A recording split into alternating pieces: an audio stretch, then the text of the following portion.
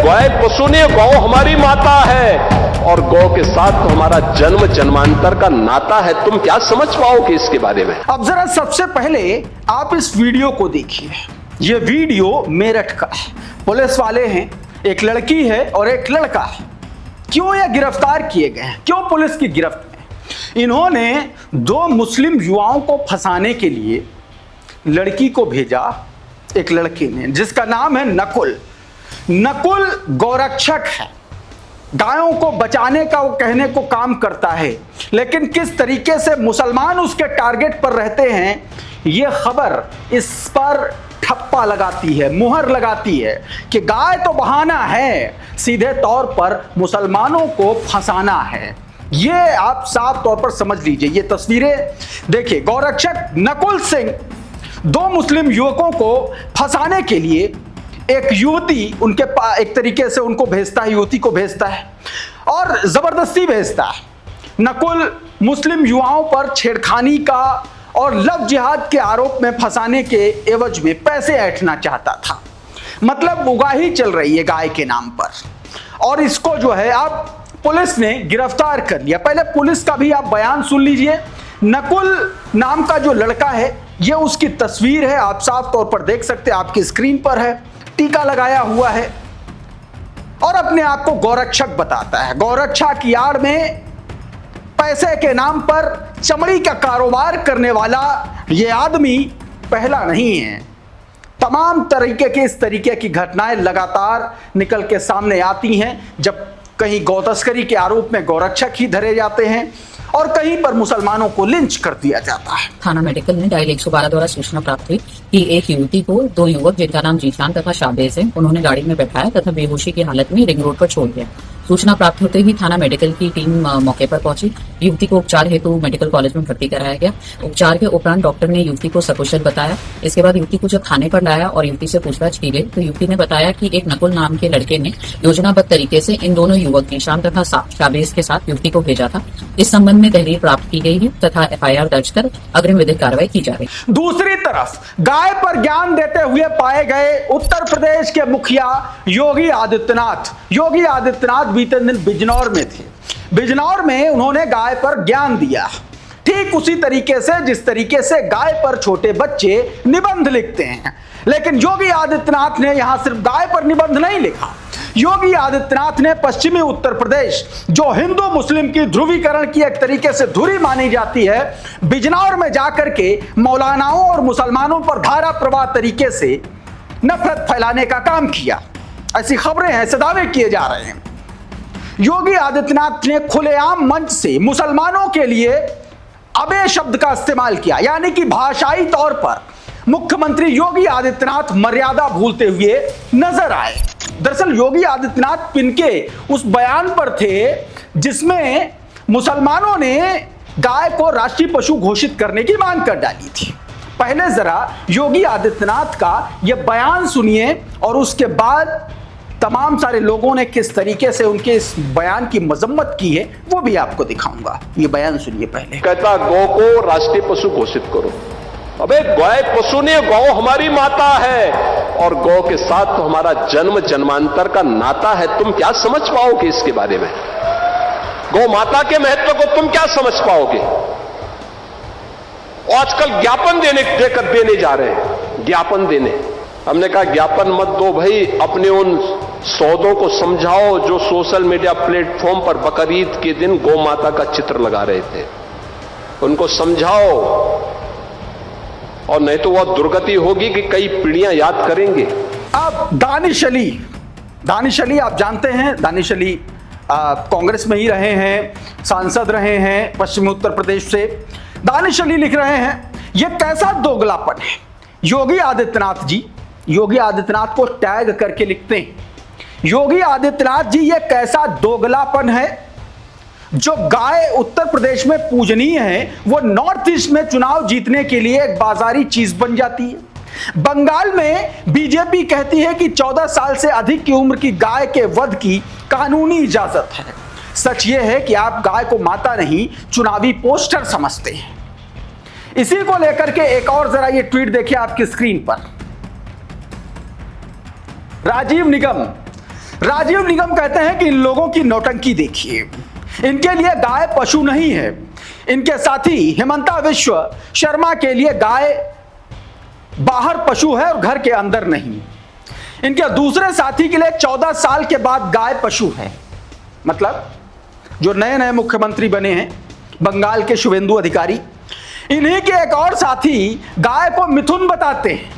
आपको याद है टेलीविजन डिबेट में भारतीय जनता पार्टी के प्रवक्ता सुधांशु त्रिवेदी ने यह बयान दिया था। आगे कहते हैं और इनके महाप्रभु के लिए गाय नहीं चंदा का ब्रांड है। एक तरीके से चंदा लेते हैं ना गौ तस्करों से, बूचड़ खाने की कंपनियों से, और कहते हैं गाय माता भी सोचती होंगी कि ये कैसे मेरे पुत्र हैं या गिरगिट। योगी आदित्यनाथ ने जो बयान में कहा कि तुम क्या जानो गाय के बारे में, अगर तुम गाय के बारे में जानते हो तो शंकराचार्य की इस बयान का जवाब जरूर दे देना चाहिए मुख्यमंत्री को। सुनिए जरा शंकराचार्य स्वामी अविमुक्तेश्वरानंद ने क्या कुछ कहा है, सुन लीजिए। जब राज्य गौ को माता के रूप में उद्घोषित करेगा तब जाकर के राज्य उसके लिए संरक्षण के, संवर्धन के नियम बना सकेगा, तब जाकर के उसके लिए उसी अनुरूप का फंड निकाल सकेगा, तब जाकर के उसके बारे में सब कानून बना सकेगा। ये सब तब हो सकता है जब पहले उसकी उद्घोषणा की जाए। इसलिए गौ माता के संरक्षण के लिए, संवर्धन के लिए और उनकी प्रतिष्ठा को विद्यमान रखने के लिए जरूरी है कि राज्य पशु सूची से गौ माता को हटाए और राज्य माता के रूप में उनको उद्घोषित करे। और दोस्तों दूसरी तरफ नीट के मामले में, पेपर लीक के मामले में जिस तरीके से तमाम सारे वो टीचर्स सामने आए जो कोचिंग संस्थान चलाते हैं, कोई ऑनलाइन कोई ऑफलाइन कोई दोनों, और जब उस नीट पेपर लीक के खिलाफ आवाज बुलंद की गई तो इलाहाबाद की 3 कोचिंग को सरकार ने सील करवा दिया। अब उसके खिलाफ एग्जामपुर कोचिंग के संचालक करता धरता विवेक सर ने सरेआम यूट्यूब से ऐलान कर दिया है, छात्रों से कह दिया है कि 12 जून को लखनऊ में चलो, और एक तरीके से आंदोलन की चेतावनी उन्होंने दे दी है। एक छोटा सा हिस्सा सुनिए क्रेडिट के साथ, सुन लीजिए। मैं कहां से क्या लाऊंगा, किसका कैसे क्या करूंगा, कैसे चुकाऊंगा, क्या नहीं करूंगा। पर मैं फिर भी आपसे कह रहा हूं, अगर आप इस बार हम लोग पीछे हटे, इस बार हम लोग हार माने, तो आप कभी जिंदगी में मत सोचना कि हम कभी मेहनत को लुटते देखते हुए हम लोग बोल पाएंगे। आप बोलने की तो छोड़ो, आप मुंह से बोल भी नहीं पाएंगे। 12 जून लखनऊ इको गार्डन पहुंचना पड़ेगा। तो सीधे तौर पर यह बात जो है विवेक सर ने कही है। इसी को लेकर के एक शिक्षक हैं बबीता मैम, उन्होंने भी अंजना ओम कश्यप ने जिस तरीके से सरेआम अपनी जाहिलियत का, अपनी गधागिरी का, अपनी मंदबुद्धि का मुजाहिरा सरेआम टेलीविजन पर, नेशनल चैनल पर किया, इससे तो आज तक के करता धरता अरुण पुरी को भी सोच लेना चाहिए। अपने एंकर्स को बता देना चाहिए तो 2-4 किताबें, 2-4 कुछ कायदे से पढ़ के रिसर्च करके आ जाया करें, लेकिन नहीं। बबीता मैम ने जो बातें कही हैं कौड़ी वाली बात पर, उस पर फूटी कौड़ी ला करके दिखाया और कहा कि ये है दरअसल एंकर्स की औकात। उसमें पुतिन दुनिया के सबसे बड़े नेता एक तरीके से, उसके सामने किस तरीके से इन्होंने बेवकूफाना हरकत की, किस तरीके से ये वहां पर बैठी थी। और आपको पता है कि उन्होंने साफ साफ बताया कि एक बेहद शर्मिंदगी वाला काम इन्होंने किया था। इसी को लेकर के रवीश कुमार ने कई गंभीर सवाल खड़े किए। पहले बबीता मैम ने क्या कुछ कहा, बहुत छोटा सा हिस्सा सुन लीजिए। टीचर्स कौड़ी के अंजना ओम कश्यप के लिए मैं ये दिखा रही हूँ कि अगर टीचर्स कौड़ी के हैं तो अंजना ओम कश्यप जैसे जो पत्रकार हैं वो फूटी कौड़ी के हैं। इनकी कोई रिस्पेक्ट नहीं है। और सबसे छोटी इकाई थी कौड़ी, तो अंजना ओम कश्यप ने टीचर्स को कौड़ी का बनाया। कारण टीचर्स की बातें ज्यादा वायरल होती हैं बजाय न्यूज चैनल्स के। और क्या कहा उन्होंने कि टीचर्स ऐसे ही आ जाते हैं, कुछ भी बोल देते हैं। तो बेटे मैं तुम्हें बता दूं, अगर कोई टीचर आके किसी सोशल मीडिया के प्लेटफॉर्म पे बोलता है, मैं एक टीचर हूं, मैं 100% श्योर हूं कोई टीचर बिना किसी भी जानकारी के एकदम आके नहीं बोलता। अब ये रवीश कुमार का ट्वीट आपकी स्क्रीन पर। रवीश कुमार कहते हैं कि गजब, इन्हीं गोदी चैनलों के कॉन्क्लेव में कोचिंग के स्टार टीचर को हीरो की तरह बुलाया गया। क्या कभी उन कार्यक्रमों में उनसे पूछा गया कि आप कोचिंग माफिया हैं? एक परीक्षा नहीं हो पा रही है इस देश में, इनमें कोचिंग माफिया का नाम लेने में एंकर गरज रहे हैं, लेकिन एनटीए और सीबीएसई का फोटो लगा करके उनका नाम लेकर सवाल पूछिए ना, कितने चैनलों पर सीबीएसई के चेयरमैन का इंटरव्यू चला है। ये गोदी चैनल नहीं देखता, आपने देखा हो, उन्होंने कहा कि मैं गोदी चैनल नहीं देखता, आपने देखा हो तो बताइएगा। तमाम सारे बड़े लोग गायब हैं और गोदी मीडिया बेशर्मी का नंगा नाच कर रहा है, छात्रों के भविष्य पर खड़ा होकर के ताता थैया कर रहा है। और जब सवाल उठाए जा रहे हैं तो भारतीय जनता पार्टी की बेशर्म सरकारें, बेशर्म नेता बचाव करने आते हैं, छात्रों के ऊपर टूट पड़ते हैं जब सवाल किया जाता है। एक टेलीविजन डिबेट में ऐसा हुआ, देखिए sir. Education minister Dharmendra Pradhan जी ने ऐसे कौन से रिवॉल्यूशनरी काम किए हैं जो 90 से 92 पेपर लीक होने के बाद भी वो अपने पद पे बने हुए हैं, वो अपने ऊपर एक्शन कब लेंगे? न्यू एजुकेशन पॉलिसी जो हमारी आई है, जिसके तहत आपको पता है नीट आज की तारीख में अकेला एग्जाम है जो 36 देशों में लिया जाता है 26 भाषाओं में। ये आसान काम नहीं, आप इसका स्केल देखिए। ये काम धर्मेंद्र प्रधान नहीं किया है, लेकिन ये जो 92 पेपर लीक का नैरेटिव आप लेके आई, कहां से लाई है मैडम? 95 कहां से? इन लोगों की नीट एक ही बार लीक हुआ, हमने कैंसिल किया। नीट 24 में लीक नहीं हुआ था, ये सुप्रीम कोर्ट भी कह चुकी है। यहाँ पे सुप्रीम कोर्ट की बात मानेंगे, किसकी बात मानेंगे? 40 लोग क्यों पकड़े गए थे 2024? इसलिए कि 3 सेंटर कैंसिल हुआ था पटना का, तो कुछ तो हुआ, वो भी लीगल हुआ, उसी पे पकड़ के जेल में आपके लिए 15 राज्यों की, मतलब मैं इररिस्पेक्टिव ऑफ सरकार जा रही हूं। देख रहे हैं, इस भारतीय जनता पार्टी के प्रवक्ता का नाम अजय आलोक बताया जाता है। धर्मेंद्र प्रधान को लेकर के जब कटघरे में खड़ा किया गया, उसको लेकर के उसकी उपलब्धियां बताने के लिए कहा गया, तो बेशर्मी देखिए भारतीय जनता पार्टी के प्रवक्ता की, किस तरीके से छात्र को ही कटघरे में खड़ा करने का कोशिश करने लगा, उसकी रिसर्च पर सवाल खड़ा करने लगा। कुछ और तस्वीरें आपको दिखाता हूं, जरा इसको देखिए, यह खबर देखिए।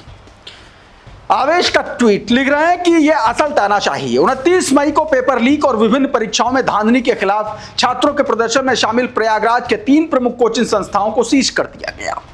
सीजिंग की कार्रवाई संस्थाओं के exam Purwala coaching, super climax coaching और टारगेट ऑन कोचिंग शामिल हैं। इन संस्थानों से जुड़े शिक्षक विवेक मारूफ खान और प्रदीप तिवारी छात्रों के आंदोलन में सक्रिय रूप से शामिल रहे। और इस तरीके से यह सरकार दरअसल चाहती है कि तुम हिंदू मुसलमान ही करो, तुमको पढ़ने लिखने की जरूरत नहीं है। पढ़ जाओगे, सवाल करोगे तो जाहिलियत की जो तूती, जो जाहिल नेताओं की तूती बोल रही है दिल्ली से लेकर के उत्तर प्रदेश तक, वो फिर क्या करेंगे? इसीलिए तो गाय और गौमाता के फेर में जाकर के उस पश्चिमी उत्तर प्रदेश में जाकर के गाना गाया जा रहा है, निबंध पढ़ा जा रहा है, जिस पश्चिमी उत्तर प्रदेश को हिंदू मुस्लिम ध्रुवीकरण की धुरी कहा जाता है, वो भी तब जब उत्तर प्रदेश में विधानसभा चुनाव का वक्त कुछ महीनों का शेष बचा है। इस वीडियो में इतना ही। बहुत बहुत शुक्रिया, बहुत बहुत धन्यवाद। आप जुड़े रहिए आपके अपने चैनल खुदरंग के साथ। नमस्कार।